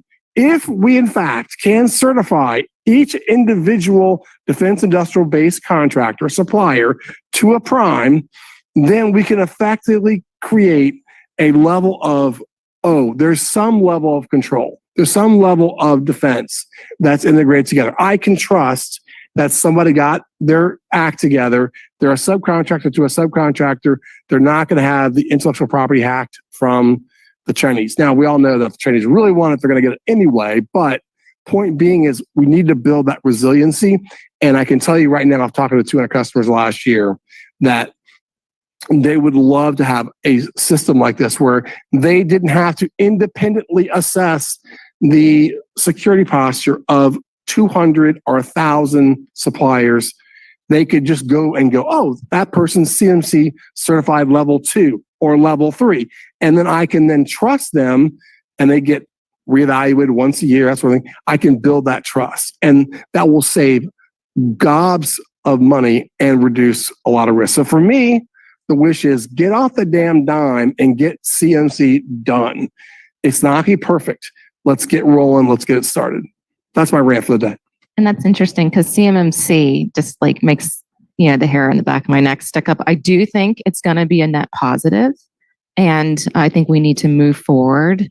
I just want to ensure that they're not people with clipboards and Excel spreadsheets walking around doing the assessment for like $80,000. And so I think that's something that I hope the DoD will remain open with working with industry to really fine tune how to get the best ROI out of that program. Because like you said, for some of these sophisticated nation state actors, it's not going to prevent the next SolarWinds, but it definitely will help us reduce our attack surface, and it will ensure that there is a single standard moving ahead to kind of like tie together the larger DIB. Now, what's also interesting too, CIRSA. So if you guys took a look at that a notion of rulemaking, they anticipate there's going to be like well over 300,000 covered entities, which is interesting, the same size as the DIB. So I also want to make sure that in this rush to regulate that where there is some reciprocity, some harmonization, that it's not just a buzzword. But I think, Bishop, you wanted to jump in real quick. I had a question, a statement and a formal question, I guess, based off of that. I mean, so a part of the thinking, though, is that things like zero trust and design and secure by design, secure by default, those efforts are trying to help close some of those gaps along with CMMC and CIRSA. I mean, do you agree that is at least a good first step, or is it just that we have to have that type of policy in place? Yeah, I look at zero trust as another way of saying defense in depth. We've been doing this for decades, right? And so it's just a fancier way or a different way of saying it. So I'm all for zero trust, but every enterprise, they must implement, if they have shareholders, the maximum amount of risk reduction at the lowest cost, at what we call good enough security. I need to do business, right?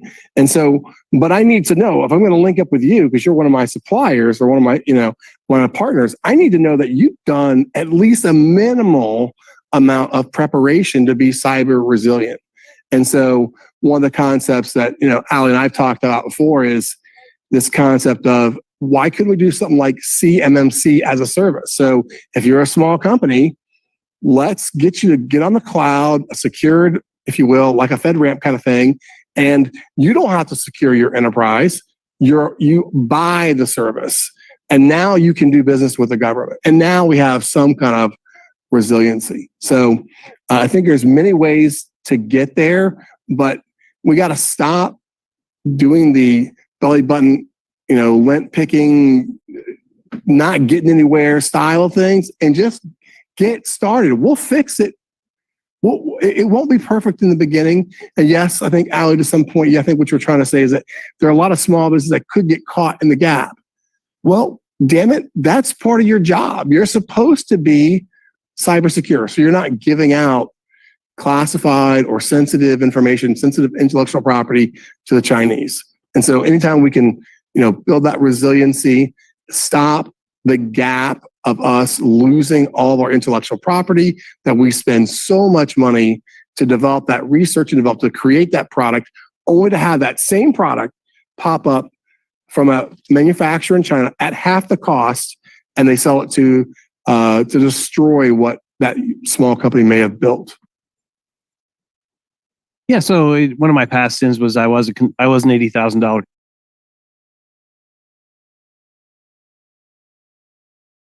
Found a lot of things that were wrong because of the changes to the DFARS.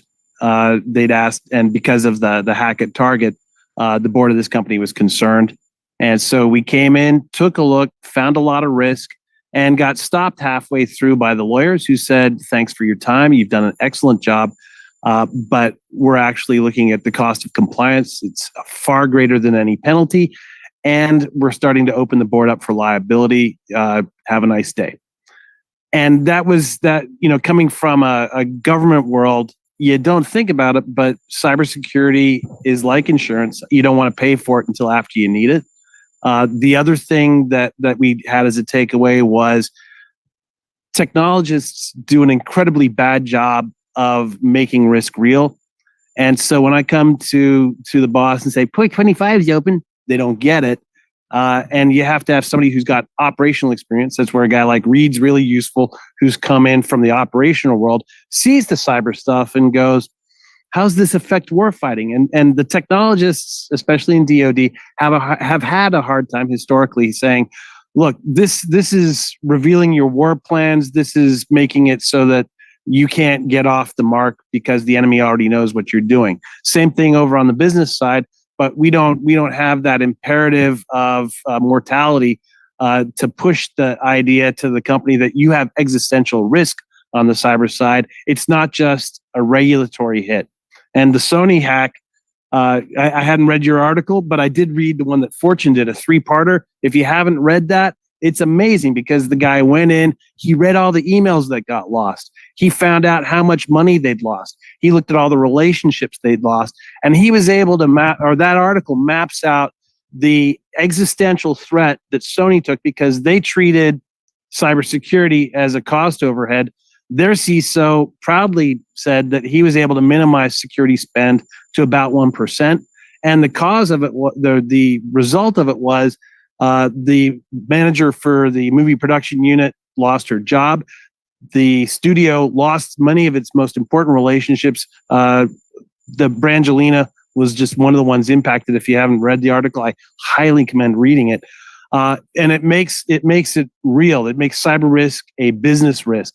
And I would just say in our space, looking as the election's coming up, if you haven't got an operator on your assessment team, bring them in, get them up to speed, make them understand why it is that cyber is important to them.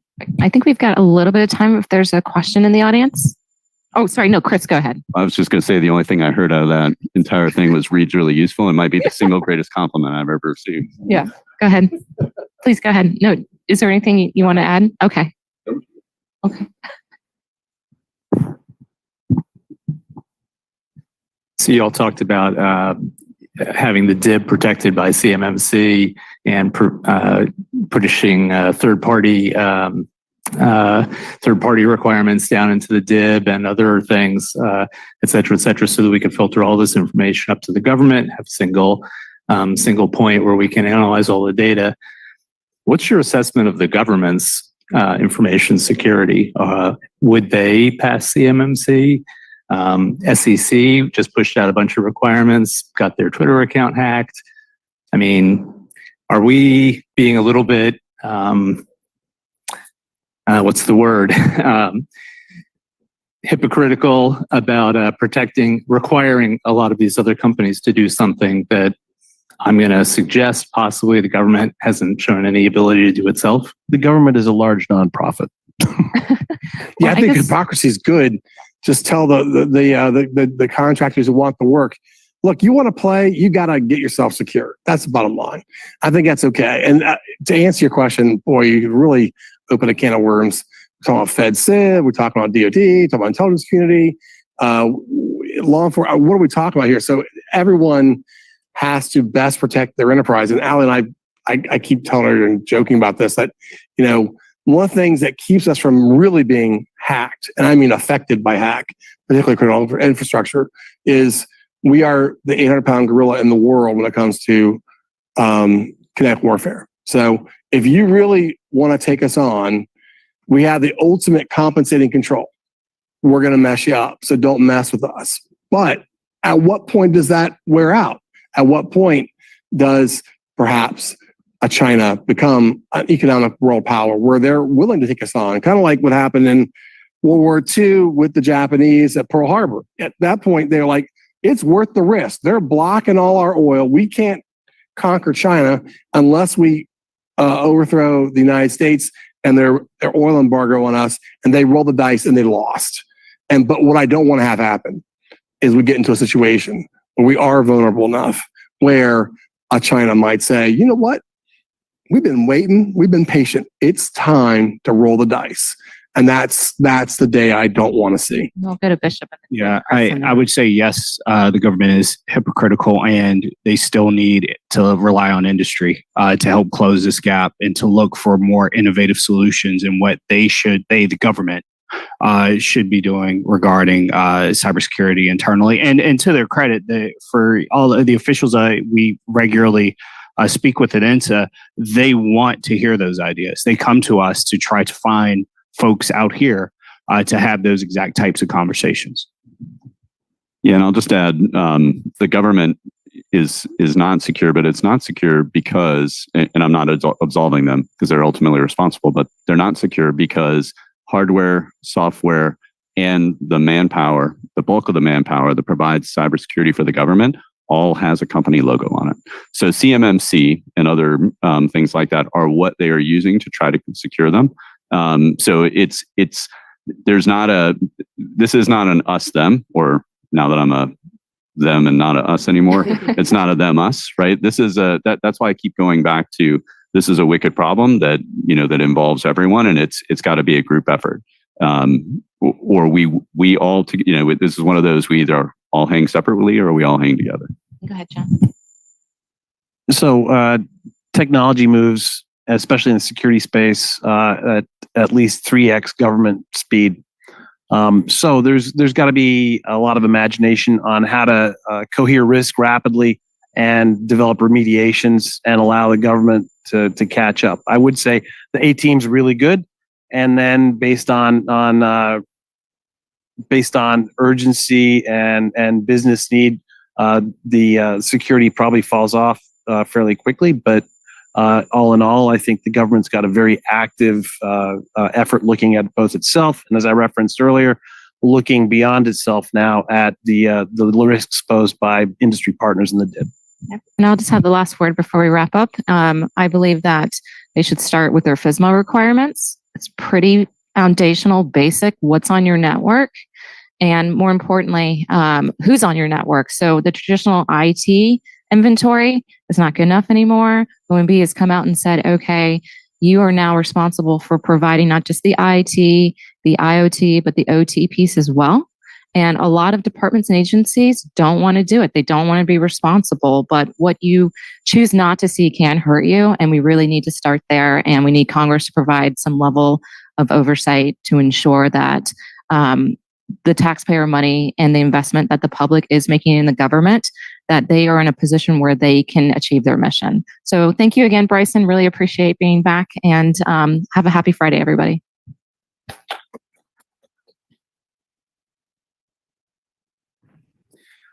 We'll be back after lunch at 1:30 with one of our recurring panels, the Press View, led by Sam Sabin from Axios. We continue to do this one because as we talk about all of these challenges, the press with educating the citizenry and driving the story around what we need to do is so important.